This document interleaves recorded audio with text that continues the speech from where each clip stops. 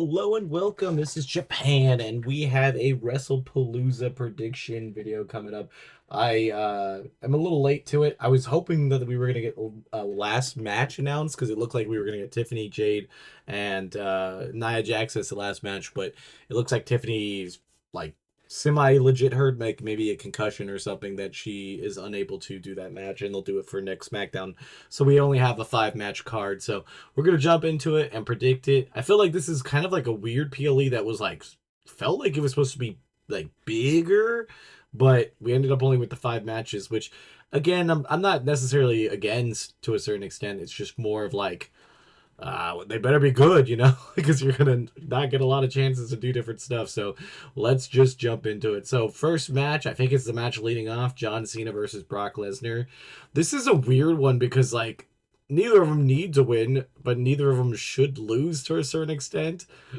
I feel like John Cena, if he loses to Brock Lesnar, it feels like that wouldn't really end the story, and that he would still want to go after um Brock and John. But so I would hope we don't get more of those matches, but you never know.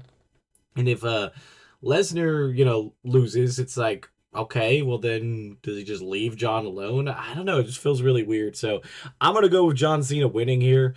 I don't think there's really necessarily a good or bad, thing to a certain extent with this one. I feel like it could go 50-50. Next up, we have the Usos versus the Vision in a tag team just match. I was gonna say title match, but it's not even a title match. This one really needs to go to the Vision. Like the Vision definitely need to win, and then it really needs to be with the Usos not being on the same page, and then maybe even Jay not being able to trust Jimmy and attacks him or something, and Jay turn full heel if that's what they're gonna do. I just feel like their whole point is to have the Vision needs to win this. They've lost so many matches, especially tag matches, that like they need to look strong and stay strong. Like if they lose this, it kind of puts them back to square one, and maybe it will change the landscape of Raw if they lost. But I feel like the best part would be them to lose or to win and then face the Judgment Day as soon as possible to get those tag team titles off of them to elevate the tag division and elevate this faction in general. I think would be a good idea. Everybody with gold would change everything around a lot. It help with the Judgment Day, and I think it would definitely help here. So I'm gonna go with the Vision. Again, I could definitely see this going either way. That's the problem with like the majority of these matches. It's just like it's a drop in the hat. I honestly feel like there's only one match that's a lock here, and that's well, we'll go into it, but there's only one lock match. Everything else just like honestly is a 50-50 thing. So I'm gonna go with the Vision, but if the Usos win, it wouldn't also surprise me. And then we got CM Punk and AJ Lee versus Seth Rollins and Becky Lynch.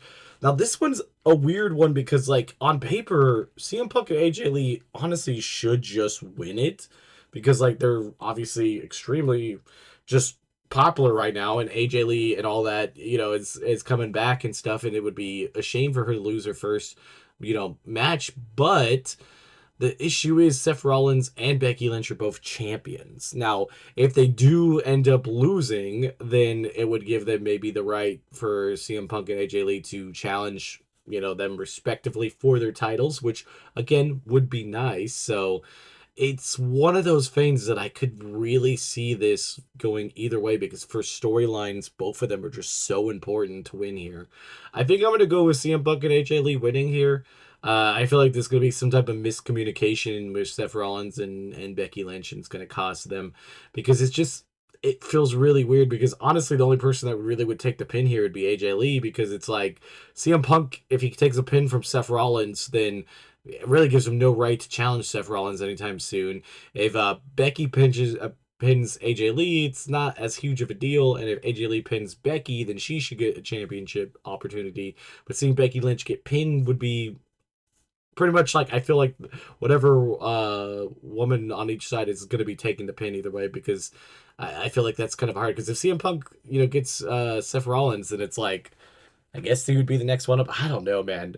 This card is tricky. I feel like this is one of the weirdest cards because, like, the build-up, a lot of this has been really good, but, like, it's so down the line where, like, everybody here is desperate for a win and desperate to, like, get to the next level. So, like, them not getting a win here could really derail a lot of it. Next up, we have a vacancy title. So this one's going to have an interesting one. Io Sky versus Stephanie McCullough. Honestly, I'd be happy either way. Both of these women are fantastic. Io Sky, this would be her third title and absolutely earned and been doing bangers all year.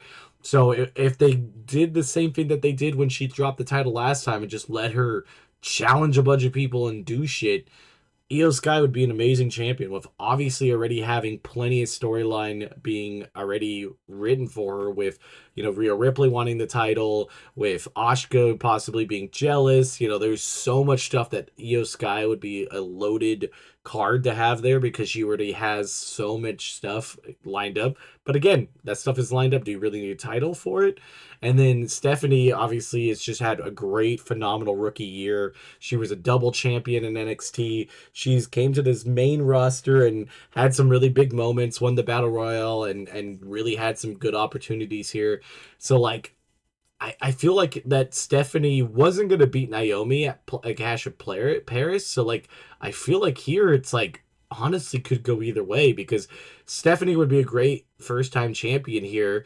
The only problem with Stephanie having the title is that she really doesn't have anybody that she's facing next. I mean, Rhea said that she wants next, and there would be obviously people coming up out of the woodwork about it, but like, she doesn't have that storyline. So I feel like Io Sky would be the better option here because there's so much stuff that could happen. And even if Io wins, they could definitely have it where Asuka costs Stephanie the title, and then Io's kind of conflicted about it and maybe gives even Stephanie a rematch. And there's a lot of good stuff on this that give it to Io Sky. Plus, I really like Io Sky, so I guess it's me also who I'm hoping for.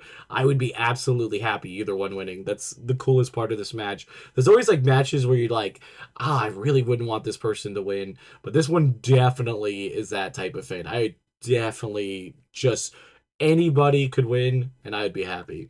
So I'm going to go with Io, and that's my prediction.